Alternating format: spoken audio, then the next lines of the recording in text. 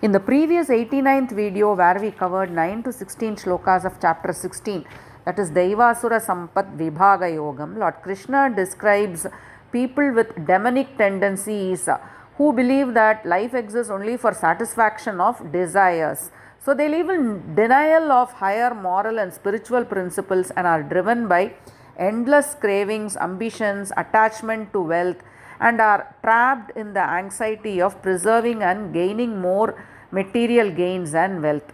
So what happens to them? Bound by ego, greed and delusion, they move further away from wisdom and inner peace and spiritual liberation.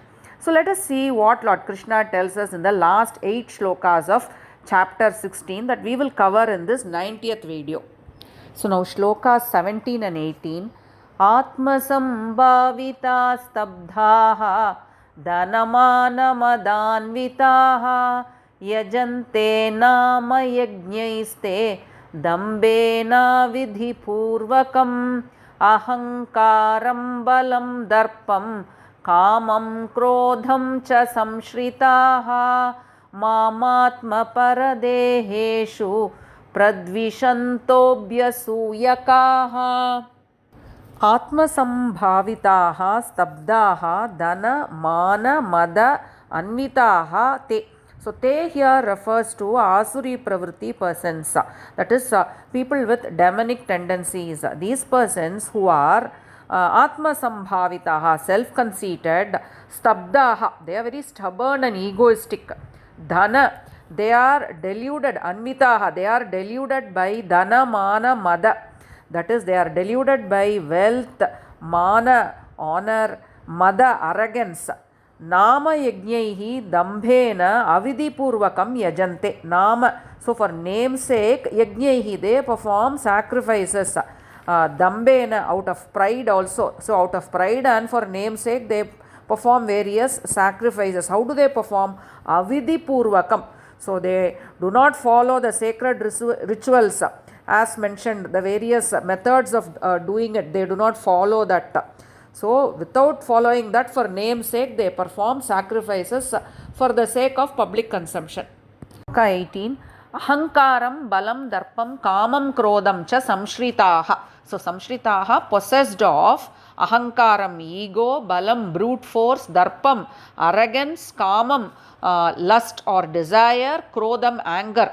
So abhyasuyakaha, that is these demonic who are possessed of these qualities, mam pradvishantaha, they abuse me. Lord Krishna is telling that these demonic, they abuse me, who is atma paradeheshu. So they abuse Lord Krishna, they abuse the Supreme who dwells in atma, in their own bodies, as well as paradeheshu, as well as that of others. So I chanted 2 slokas, shloka 17 and 18, because they go together. So let's understand the meaning of shloka 17 first. So the demonic who are arrogant and self-conceited are perpetually blinded by their material wealth and social prestige. So they perform yajnas and rituals and sacrifices purely for public show and ostentation. So they do not follow the sacred rituals and guidelines. So their acts of worship are hollow.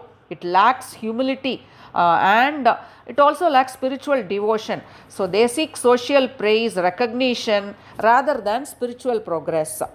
Now in shloka 18, Lord Krishna tells that these demonic, given to egotism, brute force and pride and anger, they develop a toxic mindset. They harbor intense hatred towards the divine, that is Lord Krishna himself.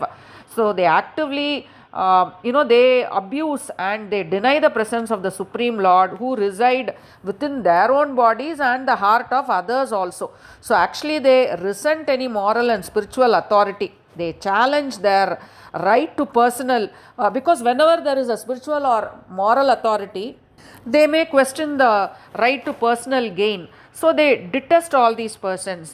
Also their actions disrupt the peace and harmony of the world, and their hatred cuts them off completely from divine grace and spiritual peace. Tanaham dvishatah kruran samsareshu naradhaman क्षिपां यजस्रमशुभान् आसुरीष्वेव योनिषु. Dvishatah Ashubhan Kruran Naradhaman Tan. So Tan here refers to people with Asuri tendencies. These who are Dvishatah, who are haters, Ashubhan, inauspicious, Kruran, who are cruel, Naradhaman, who are the lowest of mankind. Aham samsareshu ajasram asurishu yonishu eva kshipami. So Aham, Lord Krishna is telling that Aham Asurishu Yonishu Eva Kshipami. Lord Krishna tells that I cast these demonic only in demonic wombs. Sansareshu Ajasram Asurishu. So Ajasram, the repeated Sansareshu. Again and again people are, they are born in the cycle of birth and death. So I cast these demonic repeatedly in the cycle of birth and rebirth in demonic wombs only. So Lord Krishna explains that the demonic who are full of hatred, cruelty and viciousness are repeatedly cast into lower species and unfavorable life circumstances in the samsara cycle of birth and death. So based on the previous karma, we all get reservations in different life circumstances. Some are born rich, some are born poor, some are born in religious families. So the divine law of karma plays a role and directly it shapes our future life environments and consciousness. So we move upwards or downwards also as a natural result of our chosen actions. So we all must realize that we must come out of this negativity and uplift ourselves so that we get a janma in a better environment in the future. Asurim yonima pannaha muda janmani janmani mama prapyaiva kaunteya tato yantyadhamam gatim. Kaunteya, O Arjuna, Kuntiputra Arjuna, mudaha mam aprapya. So the demonic who are mudaha, who are stupid. So these mudaha who are stupid, mam aprapya. So they never reach Lord Krishna. Eva janmani janmani asuriyoni apannaha. So the demonic who are mudaha, who are stupid, they are repeatedly born in demonic wombs. Tataha adamam gati yanti, and they sink to lower states. So the Asuri Pravritti persons trapped in repeated cycles of demonic births fail to attain connection with the Lord in their many lifetimes. So without this divine connection, they continue to sink lower into deeper states of spiritual darkness and moral degradation. So their persistent obstinacy makes spiritual liberation impossible, as in their subsequent births they are only born in demonic wombs. So they are not able to come out of this perpetual deterioration. So their self-created ignorance keeps them entangled in cycles of continuous sufferings. Trividam narakasyedam dwaram nashanam kamah krodastata lobah tasmat yetat trayam tyajet. Kamaha, krodhaha, tata lobhaha idam trividam narakasya dwaram atmanaha nashanam. So kama desire, kamaha desire, krodhaha anger, tata lobhaha greed, idam trividam narakasya dwaram. So these three, that is kama, krodha and lobha, they are the triple gates of hell. Atmaha nashanam. So they destroy, they ruin the Atma. Tasmat etat trayam tyajet. So therefore, O Arjuna, get rid of these three. So in this shloka, Lord Krishna identifies the three gateways to health that cause a total ruin and downfall of an individual. And these are kama, krodha and lobha. That is kama, lust, anger, krodha and greed, lobha. So these three act as a root cause of all unrighteous demonic behavior.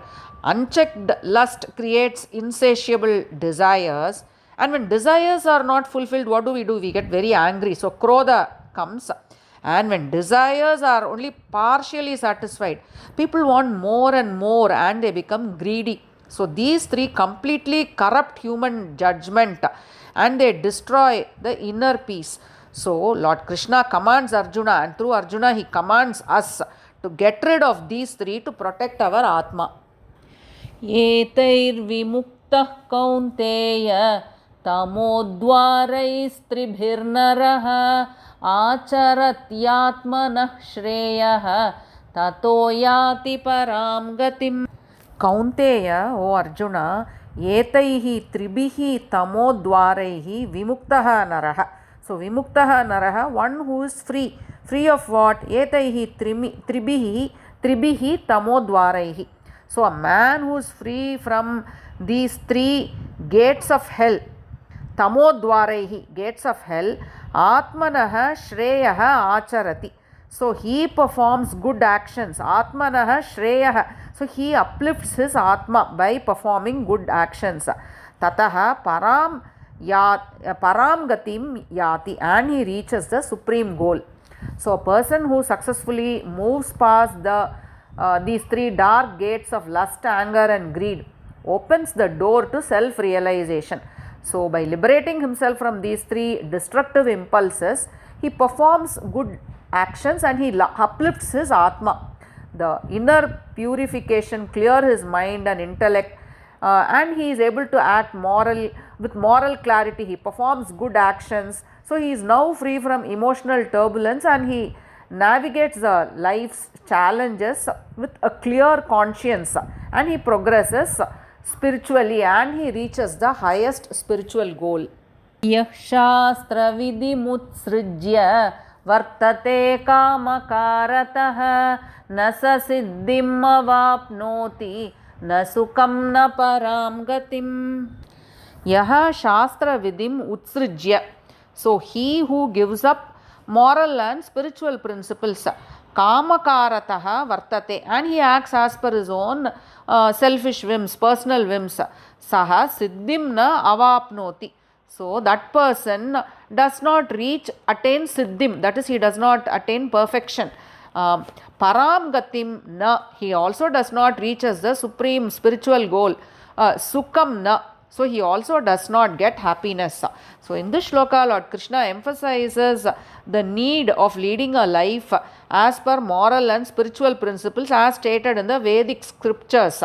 So one who acts as per his unchecked personal whims, discarding moral guidelines as per the Vedas for his selfish interests, fails to achieve perfection. He does not get siddhi and he does not experience happiness also, sukham na, and also he does not param gatim also, he does not reach the ultimate goal in life also. So Lord Krishna cautions us that personal desire is not important. Self-discipline, leading a life act as per moral principles as stated in the Vedic scriptures is absolutely important. Leading a life devoid of these only causes guiltiness. It causes confusion and spiritual stagnation also. Tasmat shastram pramanam te कार्याकार्यव्यवस्थितौ ज्ञात्वा शास्त्रविधानोक्तं कर्म कर्तुमिहार्हसि. तस्मात् ते इह कार्यम् अकार्यं व्यवस्थितौ शास्त्रं प्रमाणं ज्ञात्वा. So tasmat, therefore, te iha karyam akaryam vyavastitau. Vyavastitau is determining. In determining iha karyam akaryam, so in determining what is allowed, what karyam is good for you, and akaryam, what is forbidden, shastram pramanam nyatva, know what is said in the shastras, because shastra is pramanam, shastra is the authority in determining what are the do's and don'ts, what is the right action and what is the forbidden action. So knowing that, shastra vidana uktam kartum arhasi. So you ought to perform actions according to the Vedas, according to the Shastras, as guided in the Shastras. Arhasi is you should act, you should behave, you should perform your actions as stated in the Shastras. So Lord Krishna concludes this chapter 16 Devasura Sampad Vibhaga Yogam, by advising Arjuna that our Shastras and Vedic scriptures should serve as the ultimate authority in determining what actions ought to be done and what ought not to be done. So, by understanding the core principles of the Shastras, we all must learn to perform actions as selfless duty. This disciplined approach is absolutely necessary because it elevates us spiritually and it gives us inner peace. So, the first step, we all must gain knowledge of what is instructed in the Shastras, and number two, we must act according to the Shastras.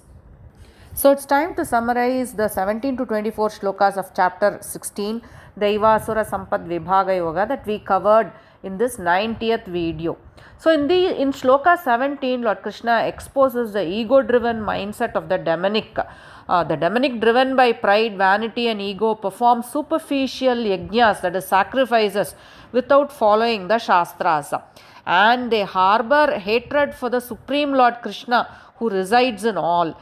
Lord Krishna repeatedly casts them in the demonic yonis, that is the demonic wombs, where they drift further away from spiritual realization. Lord Krishna identifies lust, anger and greed as the three destructive gates of darkness, and he urges us to get rid of these three to achieve the supreme goal. In the concluding last two shlokas, Lord urges us to understand the Vedas and other Vedic scriptures, to determine appropriate and forbidden action and conduct ourselves accordingly, because these sacred teachings ensures that we act righteously and they lead us to the ultimate liberation. Thank you.